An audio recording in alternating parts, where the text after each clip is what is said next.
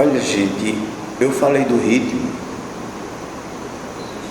O ritmo nos guia em tudo, no andar, batimento cardíaco, no voar dos pássaros, das aves. Se nós voássemos também levaríamos ritmo.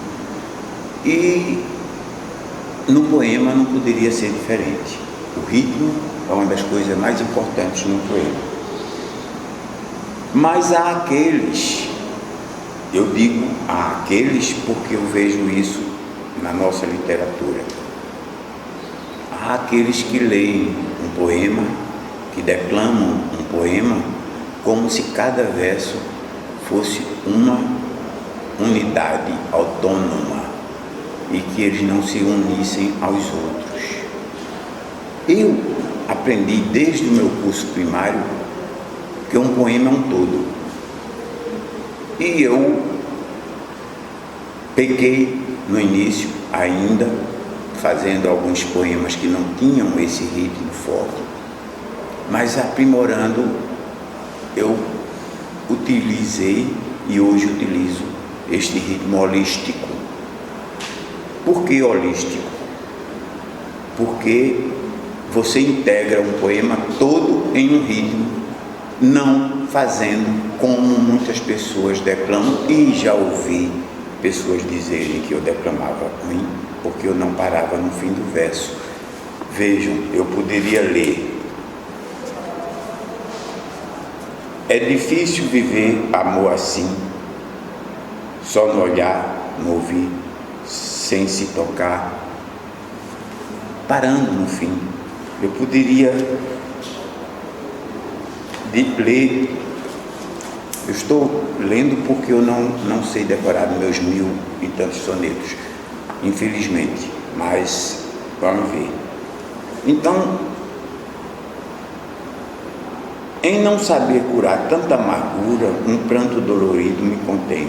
Sozinho, em desespero, não me inventa um lenitivo que me traga a cura. Alguém poderia ler: em não saber curar tanta amargura, um pranto dolorido me contém. Não. Em não saber curar tanta amargura, um pranto dolorido me contém. Este é o ritmo holístico. Eu não consigo mostrar diferentemente porque meus sonetos perseguem este ritmo. Eu não consigo quebrar o ritmo depois de um verso, puxando, deixando aquela sílaba átona, morta lá, sem se unir a nada. Ela tem que se unir. Eu lembro que na música A Banda, do Chico Buarque, toda em 7 sílabas, ele colocou um verso com 6 sílabas.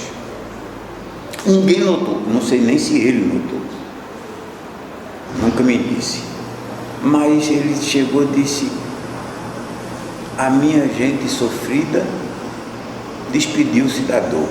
Assim alguma pessoa leria: a minha gente sofrida despediu-se da dor, e esse despediu-se da dor ficaria só com 6 sílabas. Na verdade é: a minha gente sofrida despediu-se da dor. Isso é um ritmo holístico. E para que eu não fizesse esta quebra de ter 6 sílabas, ou 9 sílabas se eu falasse no decassílabo, eu procuro colocar uma vogal que se ligue ao anterior e não perca este ritmo holístico.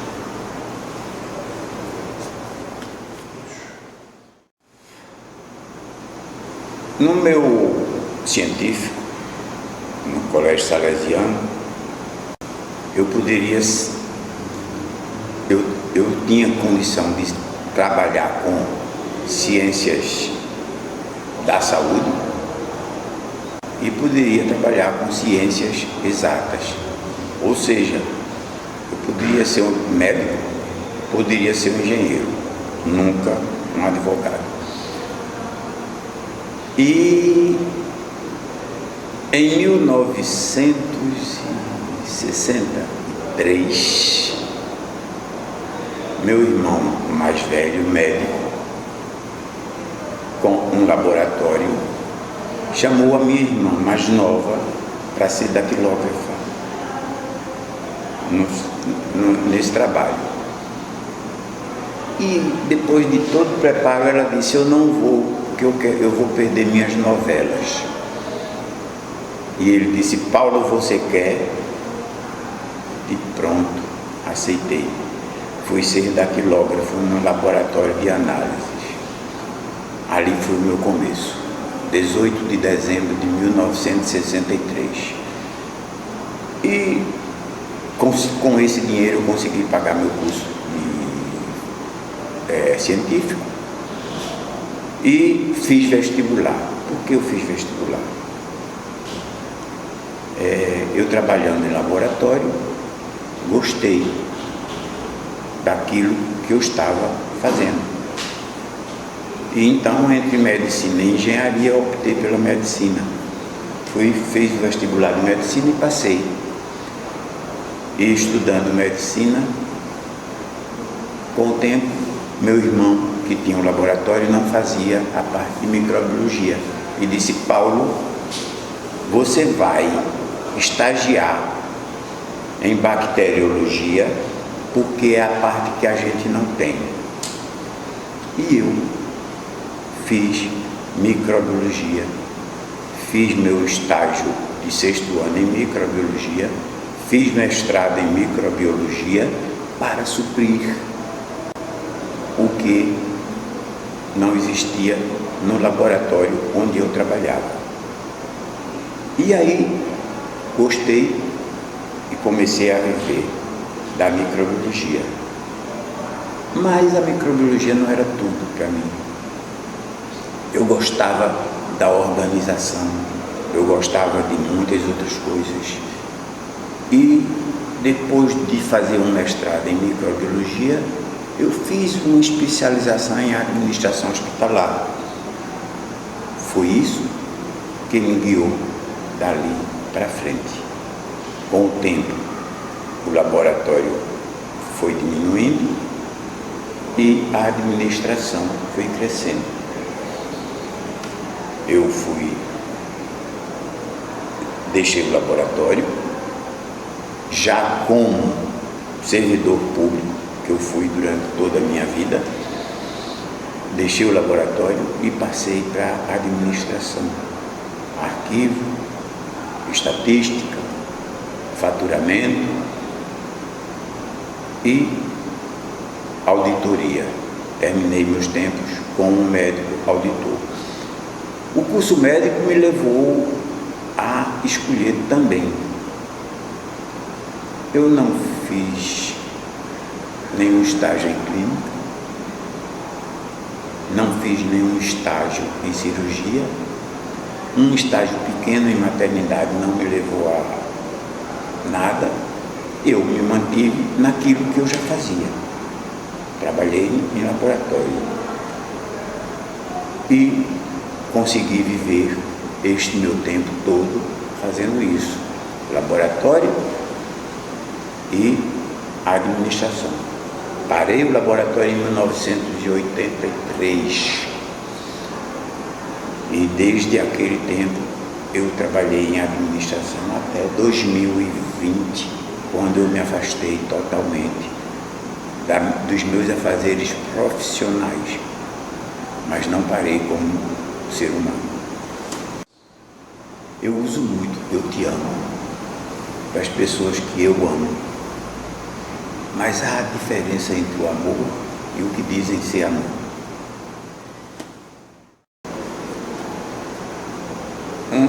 Eu já disse que eu não me sentia poeta até que alguém de meu relacionamento profissional e também pessoal olhou para mim e disse: Paulo, tu és um poeta. E eu respondi: como é que tu sabes? Naquele tempo tudo que eu escrevia eu datilografava, não existia computador. Eu datilografava e guardava e escondia, não mostrava a ninguém. A partir daquele momento eu comecei a me soltar e tentar mostrar. Até então eram poemas livres, poucos sonetos, pouco, tinha ritmo, mas era um ritmo ainda elementar. E eu fui juntando. Já casado, tinha alguma coisa na vida que me ligava a fazer poema, mas às vezes até meio insosso. A vida me levou a conhecer outras pessoas. Essa parte é uma parte muito íntima. Eu não vou me estender nela, mas eu conheci outras pessoas. E essas pessoas me levaram a pensar mais alto, a sair do meu eu. E eu comecei a escrever poema. Aí eu comecei a cometer loucuras. E com o tempo eu já tinha material suficiente para escrever um livro. Mostrei, algum tempo depois, a um médico, Dr. Guilherme Montenegro Abá, que me incentivou a escrever meu primeiro livro. O meu primeiro livro, antes da aurora.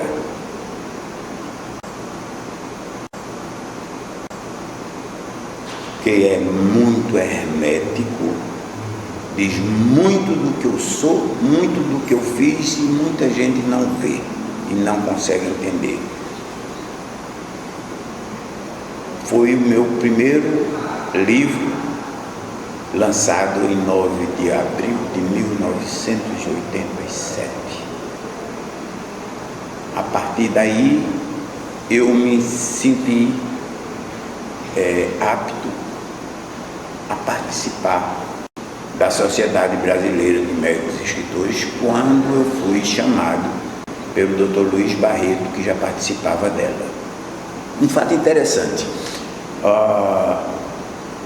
no dia 7 de março de 1987, eu deveria me apresentar num local onde nós teríamos a reunião, lugar onde hoje se chama Memorial da Medicina de Pernambuco. Não era esse o nome ainda, era a antiga Faculdade de Medicina. Dr. Luiz Barreto iria me apresentar, mas eis que ele não foi.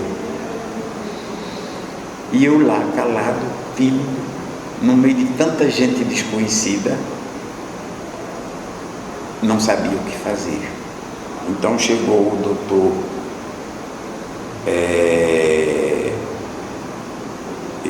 como era o nome dele? Eu vou chegar. Chegou para mim, disse: quem é você? Eu disse: eu sou Paulo Camelo, vim a convite do Dr. Luiz Barreto, mas ele não veio para me apresentar. Ele disse: pois eu vou apresentar.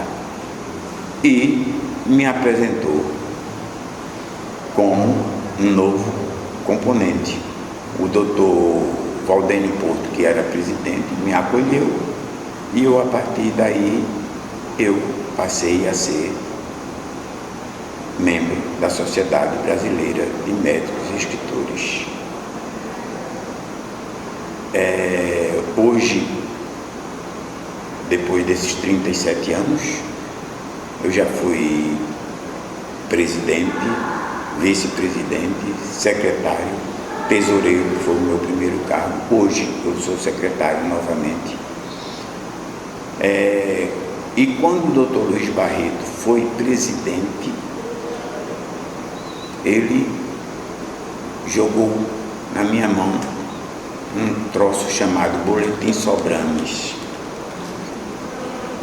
E eu assumi esse Boletim Sobrames, a confecção dele, desde o número 0. Hoje estamos no número 230, portanto são 232, porque o número 55 teve 55A. E eu participei de todos os números dessas revistas, que depois de algum tempo passou a ser eletrônica, passou a ser lançada na internet e ela é divulgada internacionalmente. Eu, que com meu tempo, na minha timidez, andava com uma lanterna de sombra na mão, ninguém me conhecia, eu passei anos na Sobrames, ninguém sabia nem quem eu era. Hoje sou conhecido pelo que eu fiz, pelo que eu faço, pelas minhas obras e pelo aquilo que eu abarquei. Nunca pelo que eu sou, mas pelo que eu fiz.